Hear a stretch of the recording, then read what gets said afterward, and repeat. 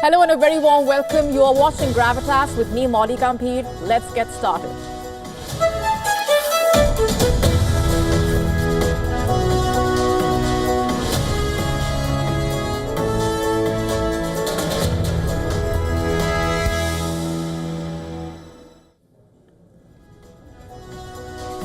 Our top focus on Gravitas tonight is on how India is hitting back against Trump's tariff war.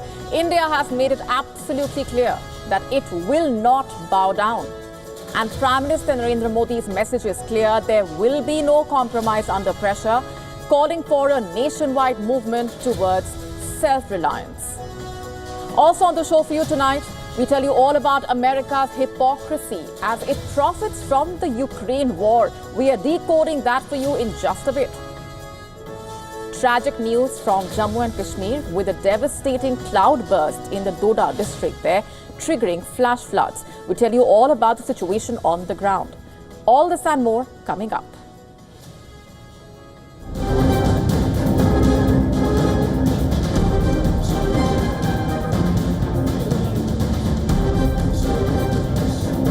Oh, he's a much tougher negotiator than me, and he's a much better negotiator than me. There's not even a contest.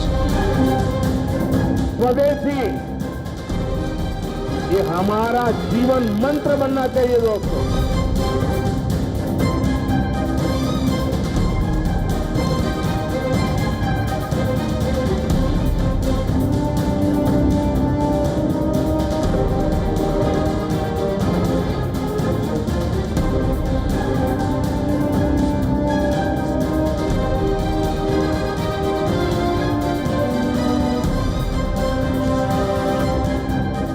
आत्मनिर्भर भारत के अभियान को हम सब आगे बढ़ाएं।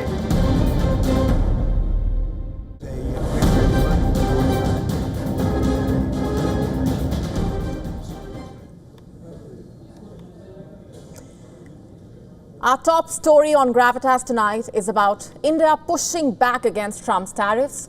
But before we tell you more on that, let's just first listen in to what US President Donald Trump had said to the Indian Prime Minister Narendra Modi back in the month of February. Oh, he's a much tougher negotiator than me, and he's a much better negotiator than me. There's not even a contest.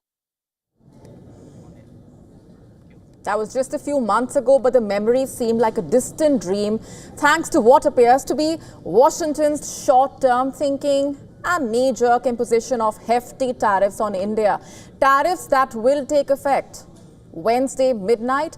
And as Donald Trump escalates that tariff war in the name of Russian oil purchases, India has made it clear that it will not bow down. In fact, Prime Minister Modi's message is clear: strengthen India by choosing Indian, and making it clear that there will be no compromise under pressure. Earlier today, in fact, speaking in Gujarat, Prime Minister Modi sent out a clear message on self-reliance. The Prime Minister said the future of India must rest on the sweat of its own citizens, regardless of whether the investment comes in dollars, pounds or rupees. Prime Minister Modi's message was straight. Foreign money can flow in, but the hard work must carry the mark of Indian hands and Indian soil. आत्मनिर्भर भारत के अभियान को हम सब आगे बढ़ाएं, vocal for local बने, स्वदेशी ये हमारा जीवन मंत्र बनना चाहिए दोस्तों। The Prime Minister urged every citizen to buy products made in India, stating that the true value of Swadeshi lies not in where the money originates, but in whose labor actually shapes the product.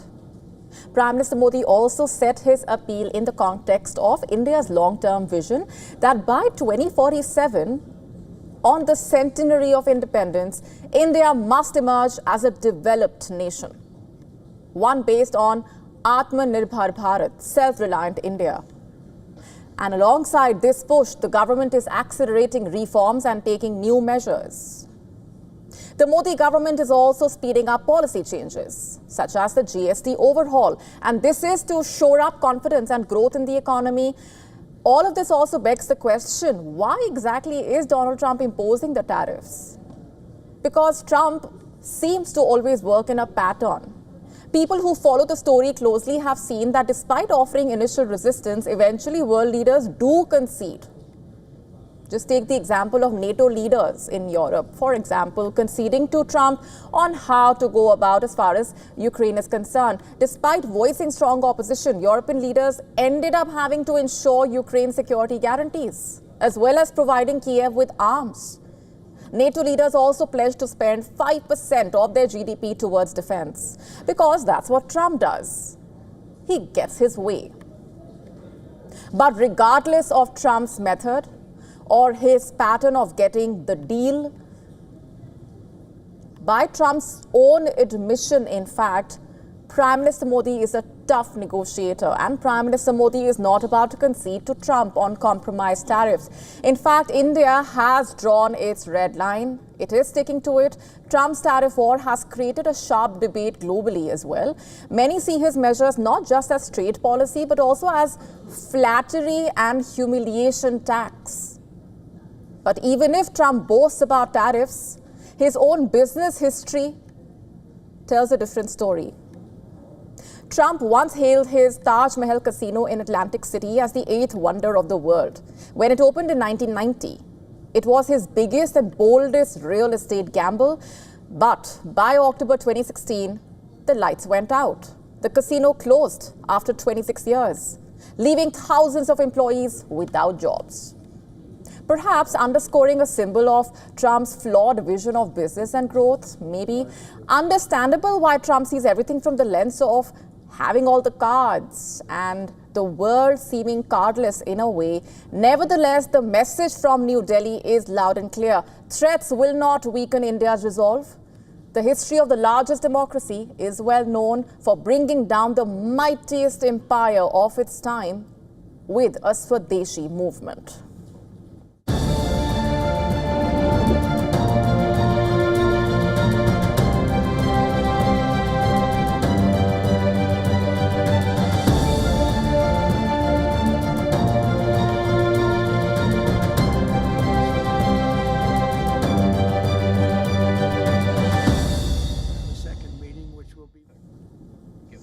And here's also why India is standing firm and not bending to Trump's tariff tantrums. By its own admission, the US is profiting from the Ukraine war, and the hypocrisy is staggering. While America punishes India with heavy tariffs for buying Russian oil, Washington is cashing in by selling weapons to Europe, which are then resold to Ukraine at a 10% markup. So while the US accuses India of so-called profiteering from Russian oil, it is openly admitting to making money through arms deals.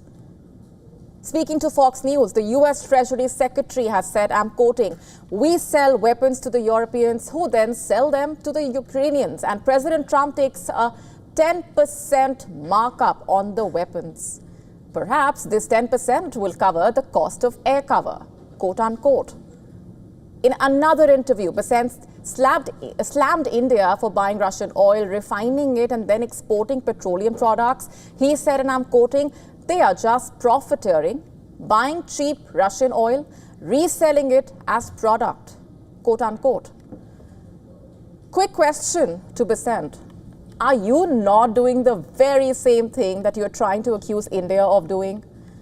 Or does America only see what it wants to see? Or worse, does America really believe it has some preordained right to do what it doesn't allow others to do? You see, Basant claims that Indian refiners made $16 billion in excess profits, which benefited some of the richest families in India, quote unquote. That's the claim. America has even floated secondary tariffs against India, remember. but not on China, even though Beijing is a major Russian energy buyer. Why this differential treatment, you ask? The simple answer, one word, hypocrisy. According to Besant, the Trump administration views China differently because it was a Russian customer. Long before the Ukraine war started, that's what they want you to believe. But the truth really is, Trump wants to give China an easier ride, to allow broader trade talks on China's rare earth minerals and also to avoid disrupting imports ahead of the Christmas season. But coming back to the United States, Besant made these comments to try and justify the Trump administration's hefty 50% tariffs on Indian goods, supposedly as punishment for buying Russian oil. But Washington cannot hide the sheer hypocrisy here, the utter absurdity of its own arguments. As the Indian government has repeatedly pointed out, the European Union imports more from Russia than India, even today, despite stopping trade with Russia since the Ukraine war started in 2022. Yet, the EU and China have faced no such punishment from the United States. So, if the goal was to try and crush Russia's earnings so it cannot fund the war, exempting major customers and targeting a strategic ally like India seems to make no sense. And if, according to the US, India is indeed guilty of what it says, profiteering from the war, then isn't the Trump administration in no position to lecture India if it itself is making money from the Ukraine war? Remember, Trump himself boasted during his re-election campaign that he could end the war in 24 hours. So here's a reminder to the United States. The world remembers. The path to peace in Ukraine passes through Washington. But then the bigger story is also about how Europe and the US remain deeply tied to this energy trade. Despite the sweeping sanctions, Russia has continued to earn massive sums from energy exports. Since February 2022, Moscow has collected close to $1 trillion from fossil fuels, with over $300 billion coming from sanctioning nations. The EU alone paid $242 billion, making it Russia's single largest energy customer.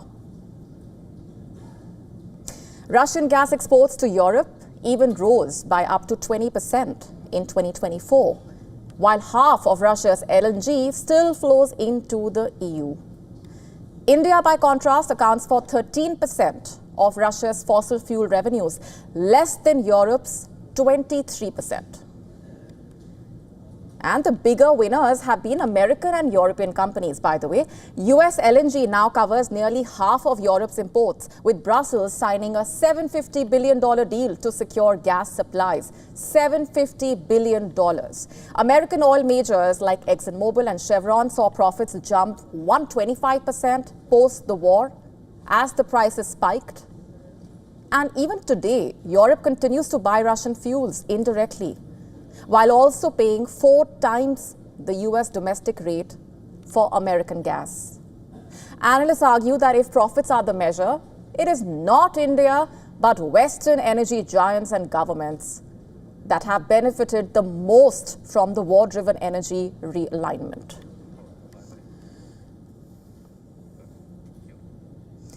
Shifting focus for now. Some tragic developments coming in from Jammu and Kashmir. The devastating cloudburst in the Doda district there has claimed 4 lives and triggered flash floods, leaving behind a trail of destruction and deep concern. Authorities are urging the residents and the pilgrims to stay on high alert, avoid any non-essential travel to the vulnerable areas, and also to immediately report any signs of danger.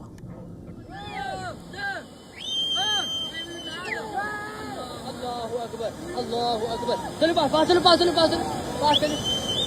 Allahu Akbar. Allahu Akbar.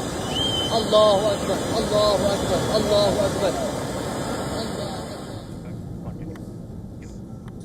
Continuous heavy rainfall across Doda district triggered landslides, mudslides, shooting stones. It also led to the closure of several link roads as well as stretches of the national highway.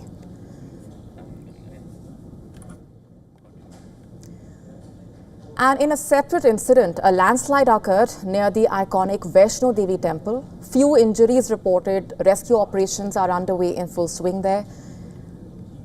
Meanwhile, in Jammu city, the Tavi River has breached both the danger level and the evacuation threshold, prompting fears of further flooding. Concerns also mounting over the rising water levels in the Chenab River. The escalating flood threats have forced the authorities at the dam releasing water as a precautionary measure to manage the increasing pressure there.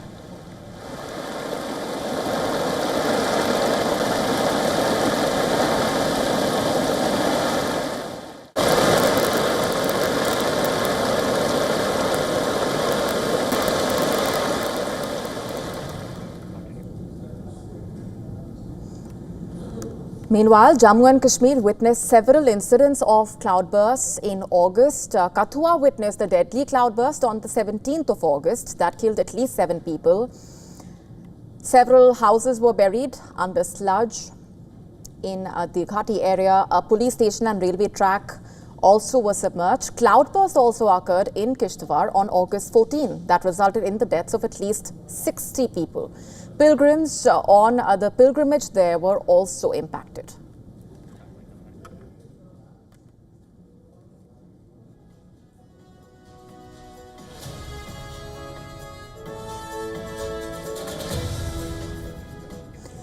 Meanwhile, in Himachal Pradesh, the rain situation also remains grim. Continuous heavy rainfall over the past 2 days wreaked havoc across the state, with the Beas River swelling beyond normal levels and widespread damage to the infrastructure there. In Kulu district alone, over 130 roads have been shut down, severely impacting connectivity on the national highway. Waterlogging has been reported in key areas like the bus stand, while local shops and restaurants have also been impacted. The State Disaster Management Authority reporting that at least 68 roads, including 3 national highways, remain blocked due to landslides and road damage across the state.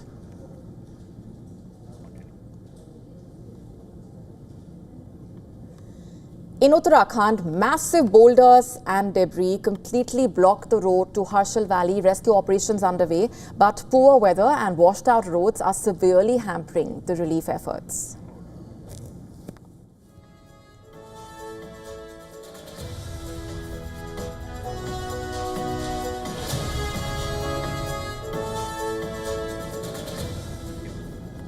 Earlier this month, a cloudburst led to flash floods in Uttarakhand's Uttarkashi, remember, submerging parts and claiming lives. Another cloudburst in the month of June left 2 laborers dead and 7 missing due to the cloudburst. The Char Dham Yatra was suspended for a day.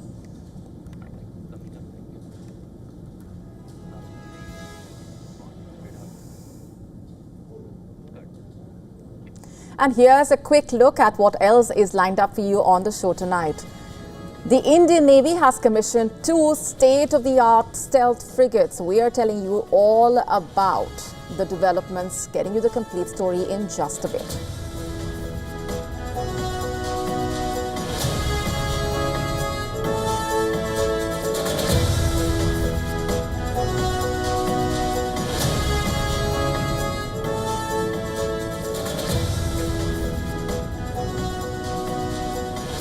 Pressure mounting on the Israeli Prime Minister Benjamin Netanyahu as families of hostages intensify calls for a deal. Demonstrators blocked roads. We're getting you the details on the situation.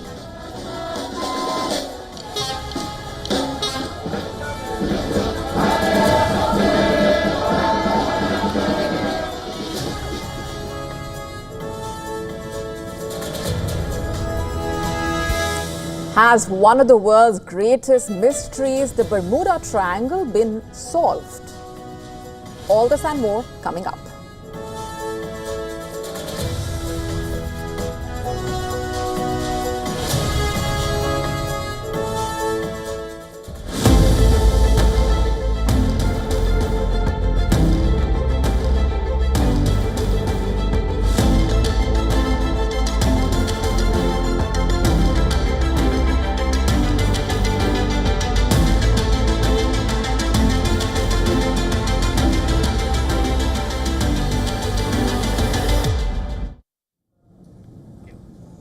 In a major development for India's defense, especially its maritime waters, the Indian Navy today commissioned 2 state-of-the-art stealth frigates, INS Udaygiri and INS Himgiri. The commissioning ceremony was presided over by the Defence Minister Rajnath Singh and the Chief of Naval Staff at the Naval Base in Visakhapatnam. Recalling the Navy's role in Operation Sindoor, the Navy Chief called India's growing naval might a credible deterrence against its enemies. Uncertainties और competitions के भरे इस युग में भारतीय नौसेना की समुद्र में ओवरवेलमिंग फोर्स डिलीवर करने की क्षमता भारत के दुश्मनों के खिलाफ एक क्रेडिबल डेटरेंस है। हमने इसे ऑपरेशन सिंदूर के दौरान बखूबी प्रदर्शित किया, जब हमारी यूनिट्स की स्विफ्ट डिप्लॉयमेंट और एग्रेसिव पोस्चरिंग ने पाकिस्तान की नौसेना को एक तरह से कैद करके रखा और उन्हें मजबूर किया कि काइनेटिक एक्शंस को समाप्त करने का हमसे अनुरोध करें। Udaygiri and Himgiri are part of the Project 17 Shivalik class frigates. Both frigates are fitted with combined diesel or gas propulsion, an integrated platform management system and advanced Indian-made weapons and sensors. The frigates embody India's vision of self-reliance with 75% indigenous content. Both the frigates were also designed in-house by the Warship Design Bureau. Both Udaygiri and Himgiri have several advanced capabilities on board, including long-range surface-to-surface air missiles, supersonic BrahMos missiles, rocket and torpedo launchers, combat management system. Speaking at the ceremony, in fact, Defence Minister Rajnath Singh said no future Indian Navy ship will be constructed outside the country. INS तमाल का induction हमारे लिए गौरव का विषय है, लेकिन इससे भी बड़े गौरव का विषय यह है कि भारत के लिए फॉरेन मेड शिप का आखिरी ऑर्डर था। जब हम डिसाइड कर चुके हैं कि फ्यूचर में इंडियन नेवी के लिए कोई भी जहाज विदेश में नहीं बनेगा, हम अपने जहाज स्वयं ही भारत में बनाएंगे। Udaygiri and Himgiri are expected to join the Navy's Eastern Fleet, safeguarding India's maritime interests, especially in the Indian Ocean. Ships follow in the proud wake of legends. Commanding Officer Desik and Ships Company of Udaygiri.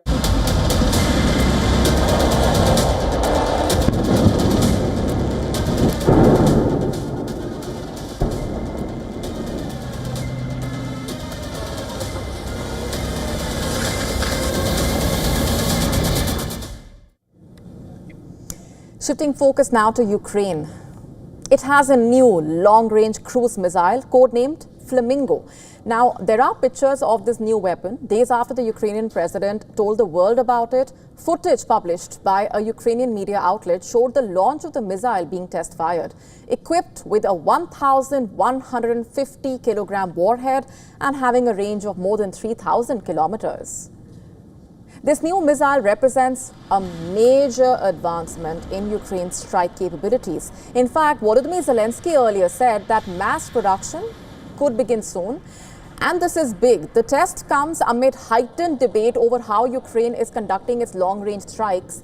And Zelensky has said that Ukraine uses domestically produced weapons for such operations and does not coordinate targets with the United States. His comments followed a Wall Street Journal report that Washington has quietly set up an approval process to limit Ukraine's use of American-made long-range missiles inside Russia. According to that report, the U.S. Defense Secretary has had the authority to block such strikes since late spring, effectively holding back Ukraine's use of the missiles against Russian targets. But during Ukraine's Independence Day speech, Zelensky flatly denied any such restrictions were under discussion. Meanwhile, the fighting on the ground has intensified. Russia claimed that its forces carried out extensive strikes on Ukrainian drone bases and ammunition depots. Moscow also said that its troops took control of another settlement in the Dnipropetrovsk region. But Ukraine reported it had repelled the Russian offensive in multiple regions and destroyed large amounts of Russian military equipment. And even as the military pressure mounts, diplomatic efforts are picking up pace. In a joint press conference with Norway's Prime Minister, Zelensky said that Ukrainian and US teams will be meeting this weekend to explore the possibility of peace talks with Russia and discuss security guarantees for Ukraine. That announcement follows recent high-level diplomacy. Early this month, US President Donald Trump, remember, met the Russian president in Alaska. Trump also held separate talks with Zelensky and the European leaders last week. From Moscow, the Russian Foreign Ministry has said that all parties should build on the successes of the Alaska talks. The foreign minister saying that President Putin is willing to meet Zelensky, but only if such a meeting could bring decisive results. For now, Russia suggests raising the level of delegation talks before any such summit takes place. Meanwhile, US President Donald Trump has told reporters that the US will only play a backup role in Ukraine's security guarantees, putting the onus instead on Europe to take the lead in securing Ukraine's guarantees. But he warned of serious consequences if Putin and Zelensky fail to meet. And with the political maneuvering continuing, Russia is pressing ahead with military recruitment at home. On Tuesday itself, the Russian Defense Ministry released footage showing men signing up at a recruitment center in St. Petersburg. Residents between the ages of 18 and 65 are eligible to enlist if physically fit. New recruits are being offered a lump sum of 2.5 million rubles, that's around 31,000 US dollars, along with a monthly salary starting at 210,000 rubles, about $2,600. Once enlisted, they will be deployed for training and then sent to units in Russia's Leningrad military district, some of them eventually taking part in what Moscow continues to call its special military operation in Ukraine.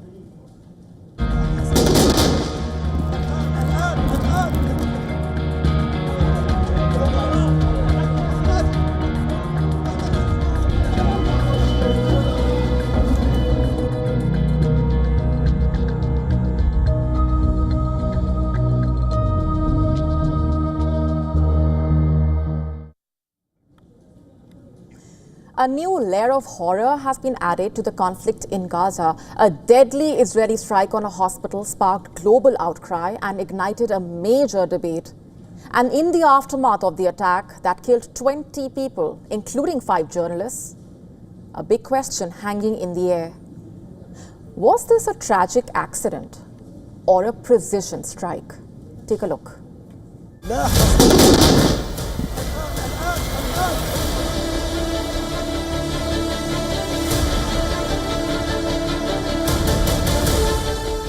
The moments after the strike, a blur of chaos and agony.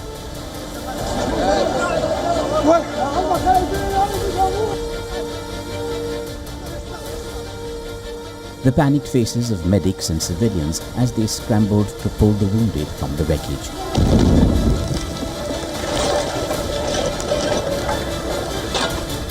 A pillar of smoke rose from the top of the Nasser hospital, a refuge now turned into a scene of unimaginable horror.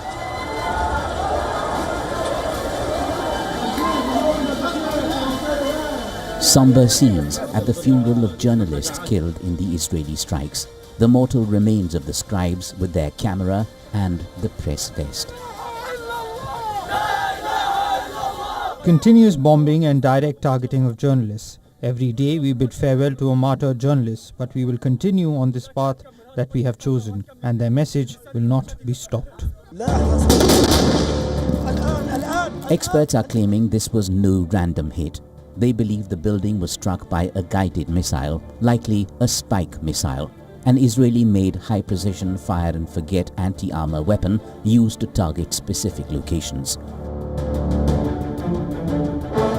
The claim is bolstered by a tweet reportedly from an Israeli soldier who allegedly said that he and his team had smashed a building. It is also being called a double-tap strike, a tactic where a second strike follows the first one to hit first responders and those attempting to aid the wounded. This is a claim that is now at the heart of international outrage. So 200 journalists have been killed since the beginning of the conflict. and about 40 of them have been targeted according to the information collected by RSF. Where is it going to end? Where do we put the limit? Why is the international community so absent? Prime Minister Netanyahu says Israel regrets what he calls a tragic mishap. The Israeli Defense Forces say the hospital was hit by stray tank shells fired in the heat of battle and that they are launching a full investigation. The Chief of the General Staff has instructed that an inquiry be conducted immediately to understand the circumstances of what happened and how it happened. For Gaza, it's another tragedy in a string of horrors. About 62,800 Palestinians have been killed in the Israeli retaliatory offensive, which began after the October 2023 terror attack by Hamas. For the world, the question is simple. How many more must die before the line is drawn? Bureau Report, WION World is One.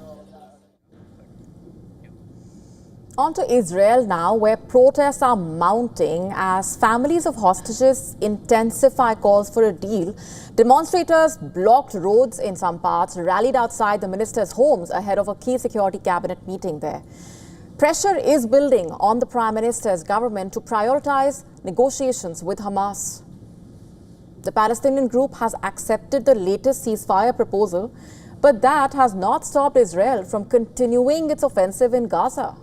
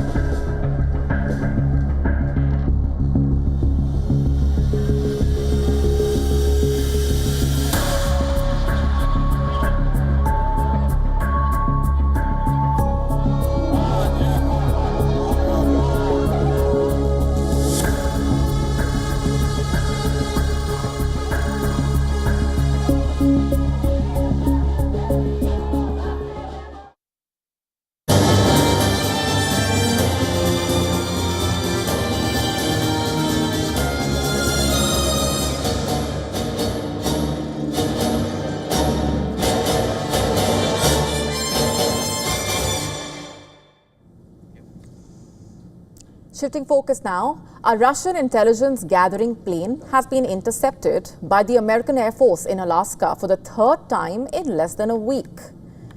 According to a press release by the North American Aerospace Defense Command, the Russian spy aircraft was detected and tracked in the Alaskan Air Defense Identification Zone. More alarming, it seems, is the frequency of such incidents. Earlier in the week itself, the U.S. military scrambled fighter jets to intercept a similar aircraft near Alaska, both on August 21 and 22. And how did America respond exactly? In both cases, reportedly, the command sent 2 F-16 Fighting Falcons, an E-3 Sentry airborne command plane, and 1 KC-135 refueler tanker to identify, intercept, and monitor the Russian aircraft in the Alaskan zone. Is this cause for concern? As per the North American Aerospace Defense Command, not currently, as the aircraft essentially remained in the international airspace without breaching American or Canadian airspace. And this is being viewed somewhat as a routine occurrence, with previous sightings reported in months of April and July this year. Similar incidents also flagged throughout last year after the U.S. military deployed about 130 service members to a remote location in the Alaskan islands. Having said that, it also added that it remains prepared for response as well as combat, with its rather layered defense mechanism, replete with radars and fighter jets to defend North America at all costs. What's noteworthy also is the timing of the latest sighting, which came just a week after US President Donald Trump met the Russian president in Alaska to discuss the Russia-Ukraine war. Now, what exactly is this zone where these incursions usually take place? And how is it laid out? The Air Defense Identification Zone is a stretch of international airspace that requires aircraft to readily identify themselves for national security purposes.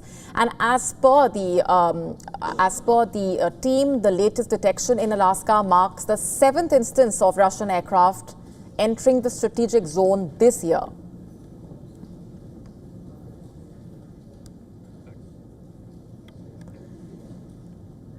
First, there was trade, tariffs, and now open waters. Amid a widening row between the US and China, Beijing has called out America's freedom of navigation operations, challenging their legal basis. In a first-of-its-kind report, in fact, Beijing has hit out at the US against what it calls gunboat diplomacy. And to build its case, China has reportedly challenged Washington on multiple fronts. First, China has accused America of practically inventing several legal concepts like international waters, saying it does not exist in the contemporary law of the sea.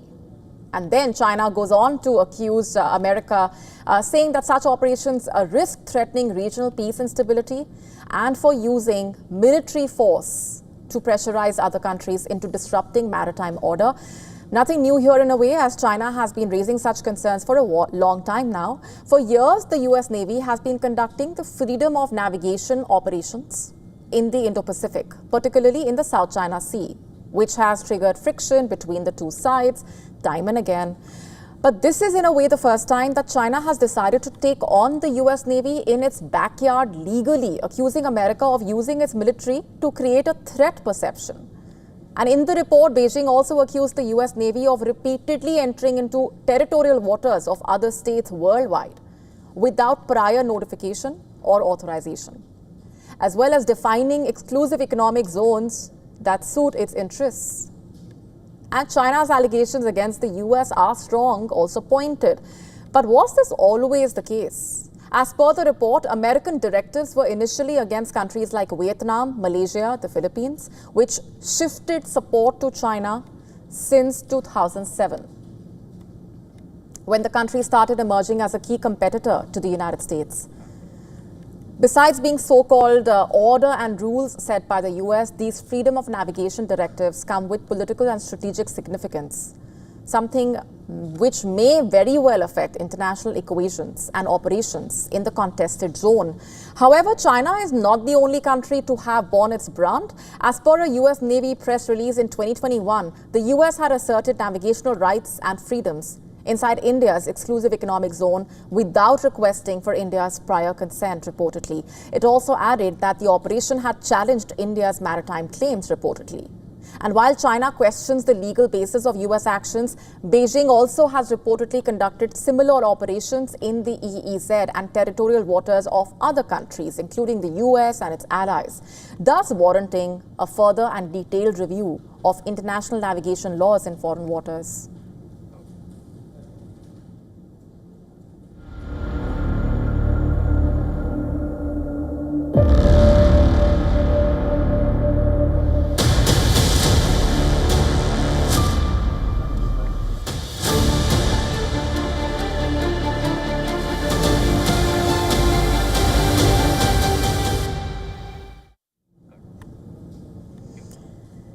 The diplomatic standoff between Australia and Iran is heating up, it seems, after Australia accused Tehran of directing anti-Semitic attacks in the country.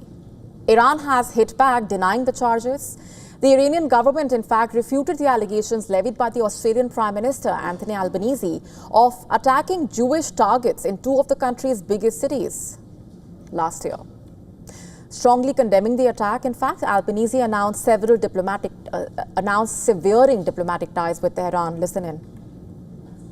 ASIO has now gathered enough credible intelligence to reach a deeply disturbing conclusion that the Iranian government directed at least two of these attacks.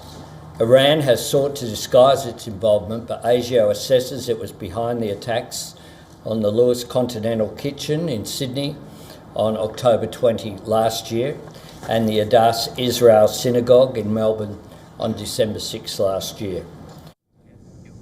And in response, Iran has rejected the allegations, calling anti-Semitism a quote-unquote Western and European phenomenon. This is a new development. Australia cutting off diplomatic relations with Iran. My colleagues are investigating the issue and our response, but the accusation made is completely rejected. Technically, the concept called anti-Semitism has no place in our culture, history or religion. This is a Western and European phenomenon.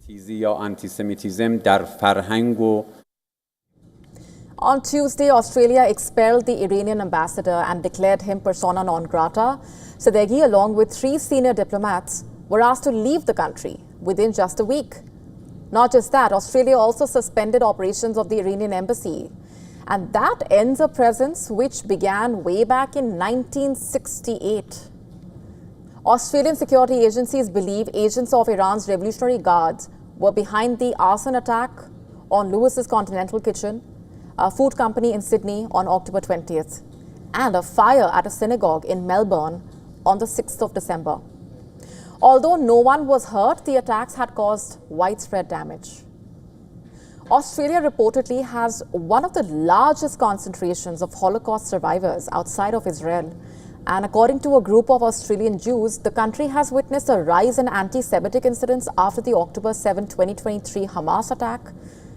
As per figures provided by the group reported by Reuters, over 2,000 anti-Semitic incidents in the country took place till October 2024, where Jewish establishments, houses, places of worship were targeted. A steady rise in Islamophobic incidents reportedly also being reported during this period. In fact, a traditional ally of Israel, on August 11, the Australian government announced that it will recognize the state of Palestine at the 80th UNGA session to be held next month.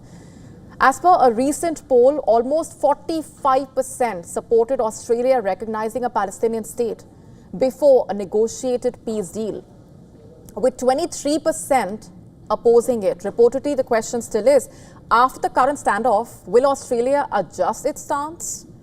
We'll have to wait and watch for what happens next.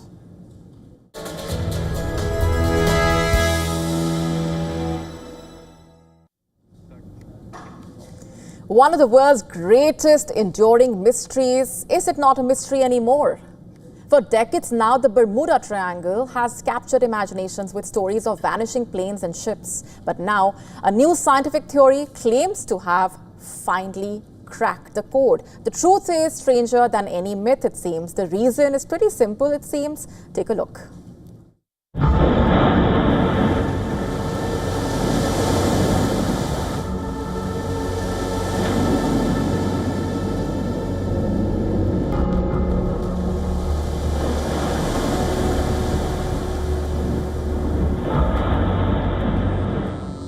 The legend of the Bermuda Triangle is woven into the very fabric of maritime and aviation history.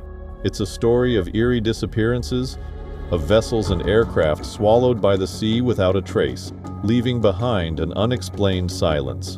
But now, after decades of speculation, one scientist claims to have found the definitive answer. The patch of sea between Florida, Puerto Rico, and Bermuda was once associated with numerous disappearances, and its lack of media attention, in recent years, has only served to increase the enigma surrounding it. But now, after decades of speculation, one scientist claims to have found the definitive answer. Oceanographer Simon Boxall from University of Southampton says that the culprit behind the mysterious vanishings isn't aliens, sea monsters, or time portals. It's something far more terrifying: rogue waves.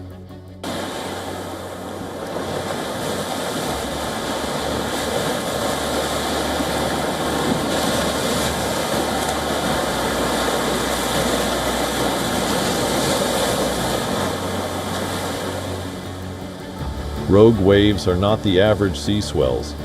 They are massive, unpredictable walls of water that can reach twice the height of surrounding waves. According to Boxall, the Bermuda Triangle is a perfect storm for these deadly phenomena. The powerful currents of the Gulf Stream, combined with converging storms from the north and south, create a lethal combination that can generate waves powerful enough to snap even the toughest ships in two. This natural explanation is supported by data and has been backed by maritime experts who argue that the number of incidents in the Bermuda Triangle is not statistically higher than in any other major shipping corridor, particularly those prone to hurricanes. For decades, the legend of Bermuda Triangle was fueled by Hollywood thrillers and conspiracy theorists. But the real story is all about physics, weather, and geography.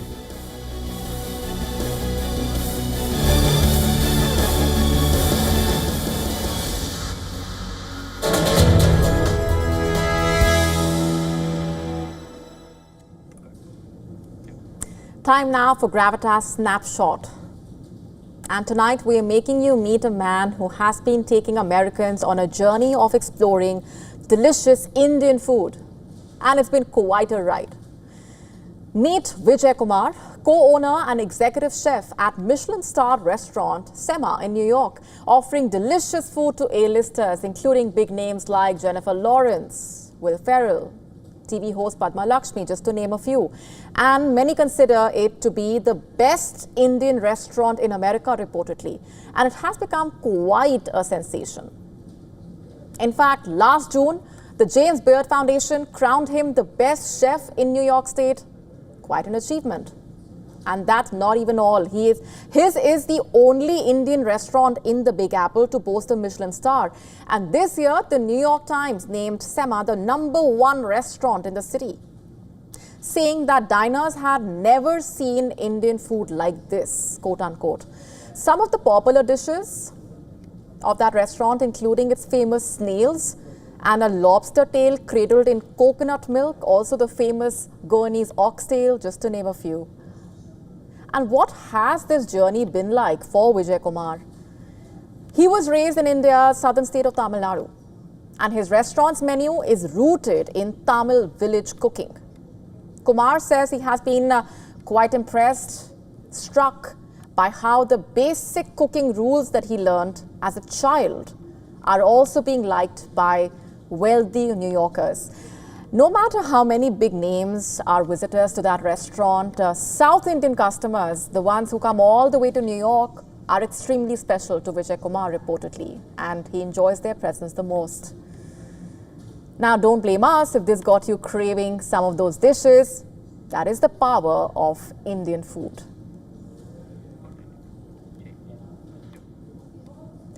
Heat waves are not just uncomfortable, rather they are quietly accelerating the aging process of our bodies. Scientists are warning that repeated exposure to extreme temperatures is taking a toll on human health that rivals smoking, heavy drinking, poor diets, and a lack of exercise. Researchers tracked nearly 25,000 people in Taiwan for 15 years, studying how repeated heat wave exposure changed their biological age, and according to the findings of the study, just 4 extra heat wave days within 2 years pushed the biological age forward by about 9 days. For outdoor workers, the effect was far more severe, equivalent to adding a full month to their body's age.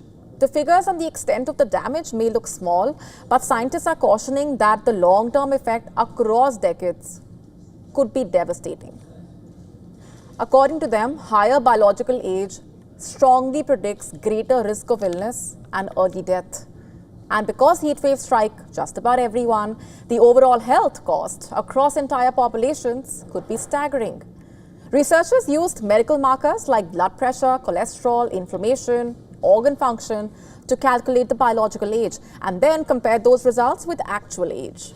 Just to put this simply, the more days people endured extreme heat, the faster their bodies aged. And while the precise reason behind this is still under study, damage to the DNA appears to play a role. The study published in the journal Nature Climate Change arrives at a critical moment because, well, heat waves are growing to be more frequent, lasting longer, and also reaching more people than ever before. Scientists point to fossil fuel burning as the main driver of the climate crisis. The warning is also clear. If rising temperatures continue unchecked, the health impact will not only intensify but also accelerate the aging process for billions across the world. What feels like just another hot day could in fact be affecting us and cutting time off our lives.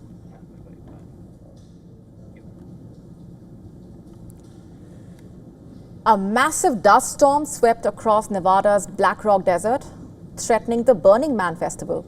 Eyewitness video showing participants battling the fierce winds, drilling tent poles into the ground and holding on to structures to stop them from being blown away. The National Weather Service issued an advisory warning of wind gusts over 45 miles per hour as nearly 70,000 people gathered for this year's event.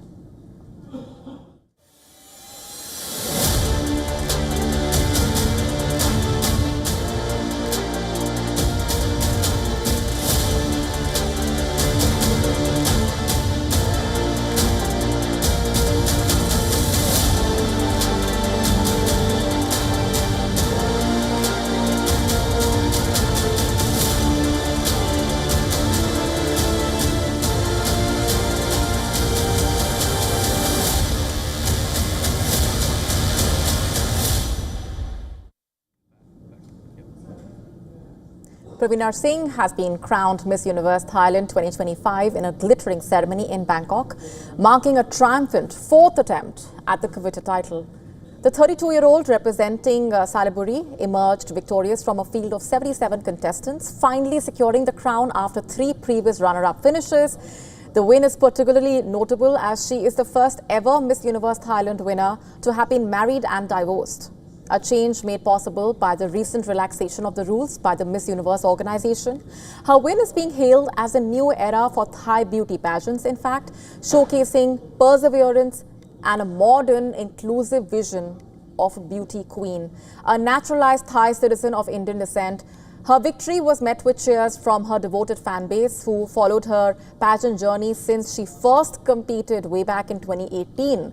Her journey to the crown included a second runner-up placement in 2018 and 2023 and a first runner-up finish in 2020. This year, her determination finally paid off. Singh will now represent Thailand at the Global Miss Universe 2025 pageant, which is set to be held in Thailand later this year. The pressure will be on Singh to perform on home soil, but her resilience and experience make her a rather strong contender.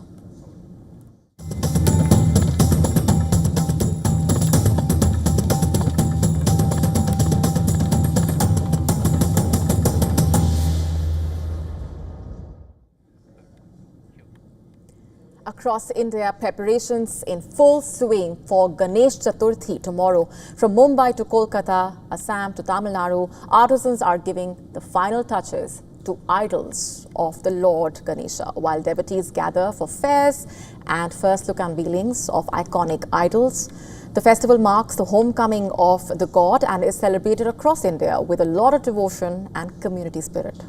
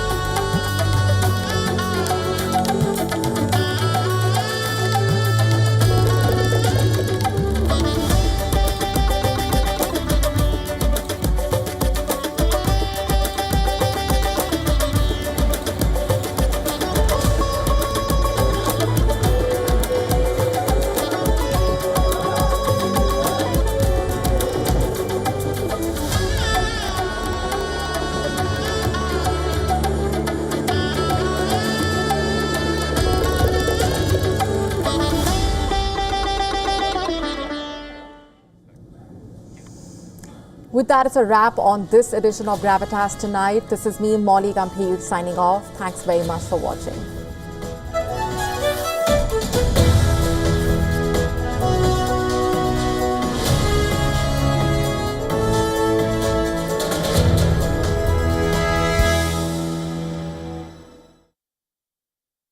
WION, India's global voice, the channel that brings you the biggest stories from across the world through India's lens.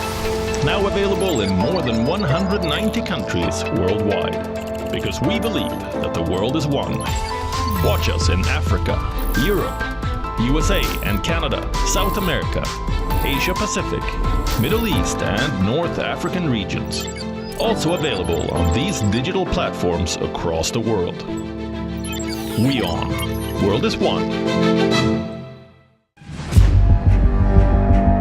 Where darkness hides behind every corner. Where the truth is stranger than fiction.